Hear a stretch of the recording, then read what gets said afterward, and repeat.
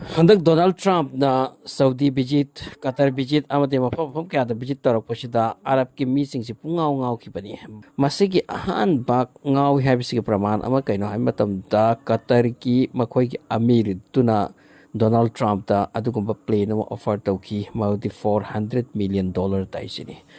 Kaya sa tinatawag na plano amasung Qatar ki amisig siya pithibi da pai tini adupu hojik Donald Trump na haribo plane ase mount offer tawre aduko magi private plane oitorini adupu Donald Trump na masi accept tawraga pu kigadra pu roitra masite am chabu question ma arise tawre maram di US ki security singa security guard mokhoi di am sa tin check cell lisini Donald Trump ko president amana tong kadori se masite kari ko spying gumba adugumba equipment sensor adugumba kari ba use tawri pra masi purma ase check tawo mathau tani sini so khwaide ke chawwa se masi Donald Trump to makhoi ni yab se kayam yai matam da billion trillion kaya ki business su tawragani na khoide khoi invest tawragani na khoide ki pot lai gani masi ki mathak ta Donald Trump ta tuk chawr ko ben fajakra private plane to suktang ra sana hi yai na sab so ramasi yai yam pajapa mong ki decoration ka torangani madu ki potone offer tawrise hojik ka Donald Trump to madu accept torangani adubu madu hekti use taw kiroi maside kari security oiba pochai yauri bra adu punamak check toraga masi tawni haina tari masika loina na Arab ki country da King Salman amati maki government na Donald Trump receive taw pagi mong ase yamna sathi na taw kisini Arab ta adu ma dance ma lai nupi macha sing lai sabi sing thok laga makhoi gi masam mana se thadok laga masam ta gi dance mase bu ayala dance ka hairi mase ge ayala dance ase mi punamak lak pa pagdaw taw de sini masi taw laga utpa hari se mi adu bu lak iba ning thaw adu bu natraga mantri adu bu natraga any person or sunu maki mamag da mase ge dance de usal adi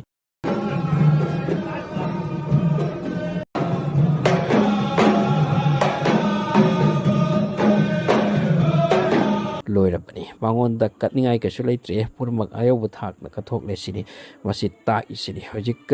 Saudi ki nupi macha singna nupi macha ka nate da sai faram ngaktani masi na president ase lakko matam da side te lep loga paring san tawraga masi gi ayala dance masam nom laga tawbse utki dress na angob gi se laga masam chupumta thadok laga masi arab ta urak linika masi gi dance se ayala dance se hana gi Saudi Arab to siam kan chat narakhi amadi 1000 years tagi chat narakhi makoi gi special occasion da special mi ki magda masi utpani masi Donald Trump na visit tor pusida haripa ayala dances utkre amati Salman na kaya ki matik mak welcome to kita makta mag stage kasi saki hamis the crore and crore awat pa matalaitana sem sakra pani amati utkra pani masi ki chairak asita makoi nungairi yai pri Donald Trump ka business ki pasa langsan ba mati plan program tawkri aduga Donald Trump sairam kremality nakoi sida human rights hairo dharma ki achet pana mi pu asi tawbyate tawtbayate